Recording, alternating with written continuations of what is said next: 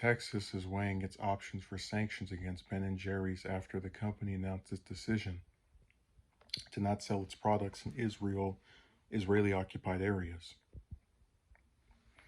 Earlier this week, the famous ice cream maker announced it would cease sales of its products in the Israeli-occupied West Bank and in East Jerusalem. We believe it is inconsistent with our values for Ben& Jerry's ice cream to be sold in the occupied Palestinian territory, OPT, Ben& Jerry said in the statement. Several Republican leaders have since called for a boycott of the socially outspoken company, including Senator James Lanford, who wrote on Twitter, "If Ben& Jerry's wants to have a meltdown and boycott Israel, okay, Oklahoma is ready to respond." I always love when people who take the well, I guess not Netanyahu anymore, but the pro-Israeli government position never explain what specifically is I mean, I read the statement about their boycott, and then he says, if Ben& Jerry wants to have a meltdown, what is their meltdown? They're protesting people treating Palestinians like garbage, just because they're not part of their side. Um, so I like, the vagueness of it. He doesn't explain how this boycott is a meltdown. And he says, is Oklahoma is ready to respond with this like threat, as if people are going to stop eating there. Texas Republican Governor Greg Abbott is now joining Lanford in his calls for action, with the representative of Abbott's calling the move disgraceful. The state's comptroller Glenn Hager is evaluating what actions Texas can take in protest of Ben& Jerry's. The state has a law in place that allows for financial sanctions against companies that boycott Israel, which is really stupid because states should not be involved in foreign policy. That is insane. However, the ice cream company is not pulling its products from all of Israel. The post notes just certain areas. Yeah, they're not pulling it from all of Israel because that's not what the boycott is about. They're talking about areas that they're occupying. Like, wow, we looked into this, and it turns out they're actually not boycotting all of Israel after they said they were not going to boycott all of Israel, just the parts in which they were occupying.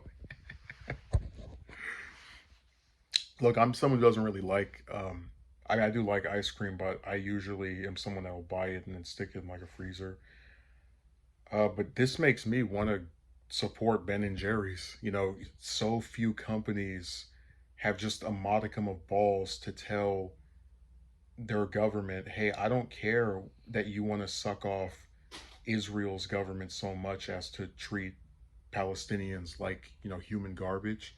I'm going to take a stand, and that's just, it's so rare. And I really do believe that even if I'm not the biggest fan of what they make, this is like the biggest advertisement for them to be someone I want to go and buy stuff from or buy ice cream from.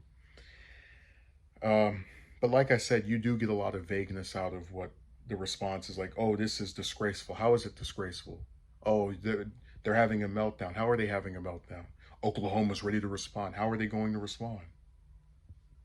At least Texas, as bad as they are, they have a specific law, against boycotting Israel. But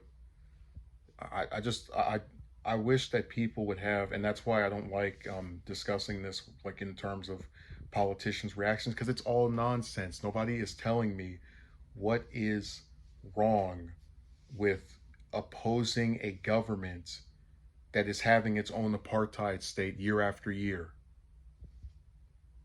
They can't articulate it. And like I said, man, this is the ultimate nail in the coffin for Republicans when they start crying about free speech. We have cancel culture, and that's why they kicked Trump off of social media. But we're also going to try to cancel the ice cream company for having a view that doesn't agree with our own, because we have our heads so far up the backside of the Israeli government as to not be able to accept the fact that they're a bunch of brutal fascists that are murdering people, are treating them like trash because they're Palestinians. So, that's the irony of it. Oh, we believe in free speech, except when your opinion doesn't agree with ours. Then we try to find laws to punish you for having a different opinion and choosing where to sell your own products. That is absolute, like, again, just hypocrisy. So Isle Ben and Jerry's gets more sales after this. I doubt it because people, they don't even pay attention to politics in the U.S., much less ones in other countries. But I appreciate them for this. I think it's great.